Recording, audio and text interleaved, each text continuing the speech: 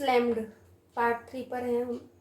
Slammed, slammed मतलब hit forcefully, धड़ाम से या तेज़ी से, किसी चीज़ से टकराना या धड़ाम से गिरना या तेज़ी से टकराना, जैसा भी सेंटेंस। वाइल्ड मतलब जंगली, लिविंग एज अनडोमेस्टिकेटेड, जो कि घरेलू रूप से ना रह सके, जंगलीपन से। फ्लेड, भाग निकले। रैन अवे, है ना, भाग जाना। आई विटनेस, गवाह जिसको बोलते हैं। ऑन लुकर्स, प्रत्यक्षदर्शी जिन्होंने अपनी आंखों से देखा है।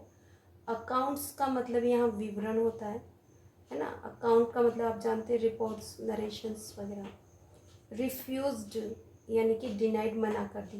पहले मैंने रिफ्यूज़ किया था, उसमें जी था इसकी जगह और डी नहीं था, रिफ्यूज़ है ना, जी ई था वहाँ पर, यहाँ एस ई। तो यहाँ डिनाइड मतलब मना कर दी। आउटडोर्स मतलब घर के बाहर, आउटडोर गेम्स खेलते हैं ना, वही। आउट ऑफ होम, घर से बाहर। इन ओपन, खुले में कोई चीज़ होना। फ्लेमिंगो आप जानते बर्ड का नाम है, जो कि पिंक कलर का हो या फिर रेड कलर का, पिंक और रेड कलर का होता है।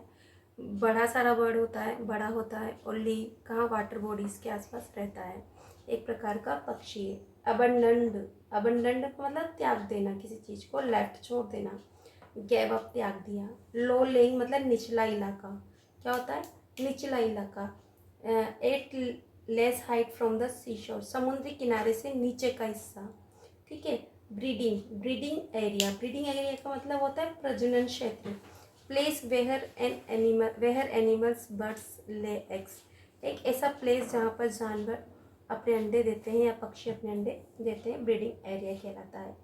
एंटाइस मतलब प्रलोभित करना, ललचाना, है ना, लालच, ललचा जाना जिसको कहते हैं। तो टेम्पटेड, है ना, और अट्रैक्शंस टूवर्ड लवली थिंग्स, सुंदर सुंदर चीज़ों की तरफ आकर्षित होना, जैसे कि खाना और खिलौने। पजेस मतलब अधिकार होना, अपने कब्जे में होना, अपने साथ होना, अपने अंदर होना। हैव, कीप यानी कि रखा होना, होती है, या जैसा भी मैंने अभी बताया। सिक्स सेंस, सिक्स सेंस छठी ज्ञानेंद्रिय होती है, मतलब जो हम अपनी 5 इंद्रियों से तो जान सकते हैं, आँख, नाक, मुँह, कान, गला, त्वचा, इनसे जान सकते हैं। उसके अलावा भी कुछ होता है जिसे देवी शक्ति कह सकते हैं हम। एंड है ना, अंदर से किसी चीज़ को जान लेना, सिक्स सेंस, छठी इंद्रिय। एंड एक्सेप्शनल एबिलिटी, एक योग्यता होती है, जो एक्सेप्शन होता है, हर किसी में नहीं होता। टू फील अदर्स, दूसरों की चीज़ों को महसूस करना। देन ऑर्डिनरी, है ना, सामान्य से अधिक कुछ जान लेना किसी का, छठी ज्ञानेंद्रिय।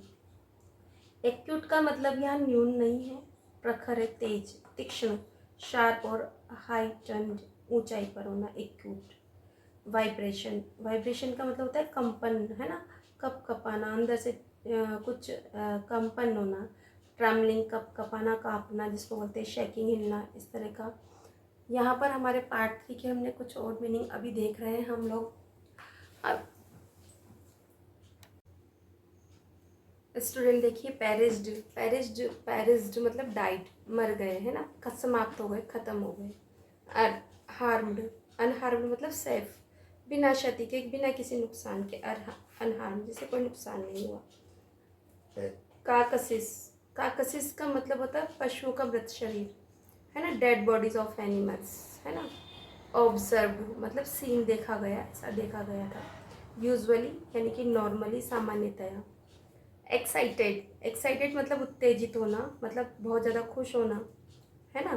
तो वेरी एंथुजियास्टिक एंड ईगर, बहुत ज़्यादा उत्सुक होना, है ना। आउटिंग मतलब भ्रमण, आउटिंग के लिए जाते हैं ना हम लोग, भ्रमण के लिए आउटडोर एक्टिविटीज़ होती है। प्रोबेबली मतलब टू सम एक्सटेंट, अफेक्ट और परहैप्स मतलब संभवतया। सेव्ड का मतलब क्या होता है, मेड सेफ फ्रॉम डेथ और डेंजर्स, है ना, मृत्यु से या खतरे से अपने आप को सुरक्षित बचा लेना, यानी कि बचाया, सेव्ड। इस तरह से मैंने कुछ जो ज़्यादा ज़रूरी इंपॉर्टेंट मीनिंग मुझे लगे, और मुझे लगा कि ये मतलब जो इसमें है हमारी बुक के अंदर है, और जिस इंग्लिश टू इंग्लिश जो वर्ड मीनिंग थे वो मैंने लगभग सारे ही कवर कर लिए। वर्ड मीनिंग की कोई लिमिट नहीं है, वर्ड मीनिंग बहुत सारे हैं, बहुत सारे फ्रेजल वर्ब्स हैं जो कि मैंने इसके अंदर ली ही नहीं, बहुत सारे से वर्ड मीनिंग है।